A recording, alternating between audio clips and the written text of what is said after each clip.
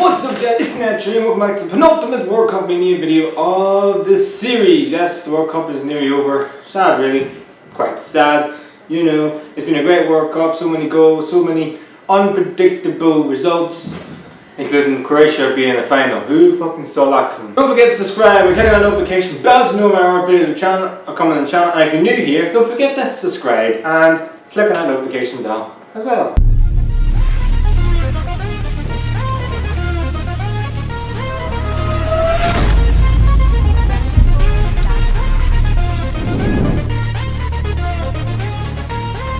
But today we're talking about the third place playoff between England and Belgium, who will come out on top, and sort of two teams weren't good enough to actually get to the final, but good enough to possibly finish third or fourth. And that was Belgium, who went 2-0 against England thanks to Mania and Hazard, who scored 2 goals in this game. But England sort of made a couple of changes to the team, brought out Fabian and Delph, Loftus-Cheek came in for Henderson and Dele Alli. Also, Belgium made a couple of changes. They brought in Tielemans in for Fellaini, and Mania came back from suspension. And perfectly honest, Belgium were the best team throughout the whole game. They controlled the match from start to finish. England were very average at best and pretty much thought, you know what, the World Cup's over. We don't really give a shit. We finished third and fourth, so fuck it. Let's just get this game over with and get ready for pre-season for club football in the next month or two. But that's what it felt like. Belgium were the better team the first 5 minutes. They scored the goal. Great ball from Lukaku. He put an unbelievable pass into Chadli. Chadli with a beautiful ball into the box. And the fullback Mania, who really is being exceptional for Belgium in this tournament, scores a very good finish into the post. You could say, well, Pickford should save it. Danny Rose is in no man's land, doesn't know who the hell he's marking. And that was the first goal. Belgium could have scored the second and the third. They were so big chances from Lukaku. And also Kevin De Bruyne had a really good chance. England had a big opportunity from Harry Kane. Just, for me, didn't look fit. He looked like he was carrying an injury into the game, Harry Kane. That's why he just didn't look like his 100% sharpness in this match. But Belgium just did enough to lead the game 1-0 at half time. The second half, England definitely got better. They brought on some changes, brought on Marcus Rashford, and also took Danny Rose off and brought on Jesse Lingard. Which meant Fabian Delph was playing wing back, and it definitely helped at times because England were on top of them. Trippier had some really good set piece crossings to the box, where like so Harry Maguire had a big opportunity, same as Eric Dyer. He had a big opportunity. Even Eric Dyer had a goal off the line from Alderweireld, who chipped over the goalkeeper, and Alderweireld just there and just done the amazing clearance off the line. But England were definitely a better team in the second half. They controlled possession. They controlled the starting back into the game. But Harry Kane, for me, he looked leggy. Rashford came on, offered a bit of pace, but again, no penetration going forward for England for me at times, and that was what let them down for me, was the midfield area, where Kevin De Bruyne and Hazard were literally all over them. They were controlling the game throughout the whole match. Kevin De Bruyne I thought was man of the match. Maybe Eden Hazard, put in the comments down below, who do you think was man of the match, Kevin De Bruyne or Eden Hazard? I'd possibly go Kevin De Bruyne. I thought he was like standing. The balls he was putting in to Lukaku and to Hazard and to even Mertens came on was exceptional. He controlled the game throughout the whole match. Then the second goal for Belgium came on the counter attack. Or the goal from the counter attack, they had an unbelievable chance to pass. The movement was slick.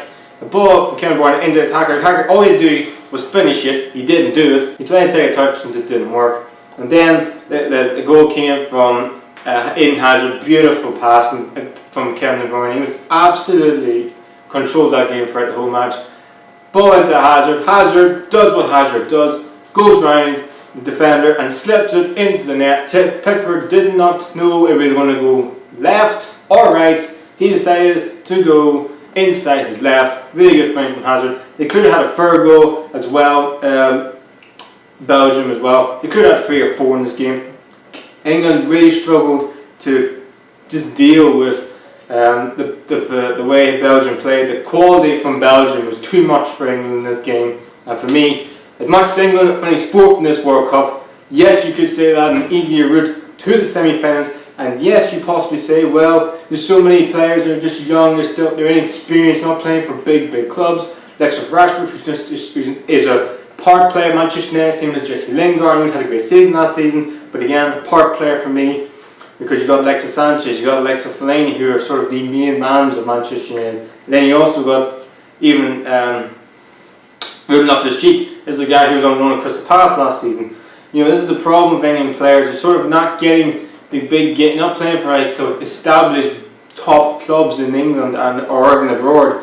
As if you look at Belgium, Hazard's on, it looks like going to go to Real Madrid. You've got Lukaku, who's the main man for Manchester United. You've got Dries Mertens, who's been outstanding for Napoli for the last 2 or 3 seasons. You've got Mania, who's probably the main man, right fullback for PSG. You've also got Dembele, and you also got Vets, so 2 quality midfielders. You have Kevin De Bruyne, who's possibly the second best player in the Premier League that season behind Mohamed Salah. They've got quality right through the whole team. You also got Batshuayi, who had an exceptional season last season on loan at Borussia Dortmund. You look at England don't really have apart from a couple world-class players, you possibly could say Harry Kane, definitely probably say Harry Maguire. Trippier, I think, has been England's best player in this whole tournament, and Jordan Pickford. Apart from that, I don't have a midfield. Henderson's run past passes, but is he going to, slide that pass like Kevin De Bruyne would do, like a Modric, like a Toni Kroos? No, he won't, and that's the thing. England's problem this World Cup has been their midfield.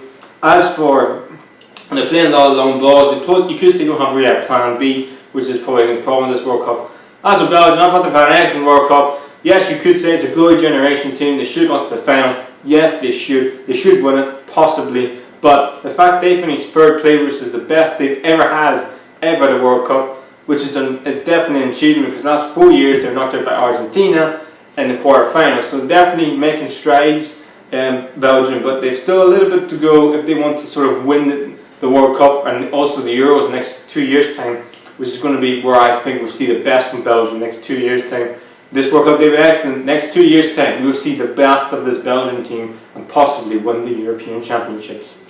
As for England, they've had a great tournament, and definitely seeing now the England team, it's definitely the fans, the media, and the players have sort of come as one. And I think the one thing to take from England this World Cup, they've united the country again, and they believe in the team again. That's something they didn't do 4 years ago, or even in the Euros when they got embarrassed by Iceland. As for Belgium, they're definitely going places, and possibly could win the Euros in 2 years' time. England, if they just get a bit more experience, a bit more quality in midfield, they're definitely going to go places and possibly fight for Belgium for the Euros in 2 years' time. So guys, that's the end of the World Cup menu for this episode. Be watching for tomorrow's video. We're talking about the World Cup final between France and Croatia. Put in the comments who you think we're going to win that game. I have a feeling France will be the favourites, but Croatia have been exceptional this tournament, and you can't write. And so I just have a feeling about Croatia. Somehow they played 120 minutes of football for the whole knockout stages. I have a feeling Croatia, I don't know what it is, just something in my stomach that they're going to win this tournament this year. I think it's their year, Croatia. Just, your team's doing so well, it's just your year, and all luck's going your way, and I think all luck's going Croatia's way. Yes, France have got exceptional players, and Kylian Mbappe is one of the players, along possibly Pogba and Kante, one of France's best players in this tournament, but I have a feeling about Croatia winning their first World Cup. But France could also win their second World Cup as well. Please like, subscribe to that channel. We'll see you later.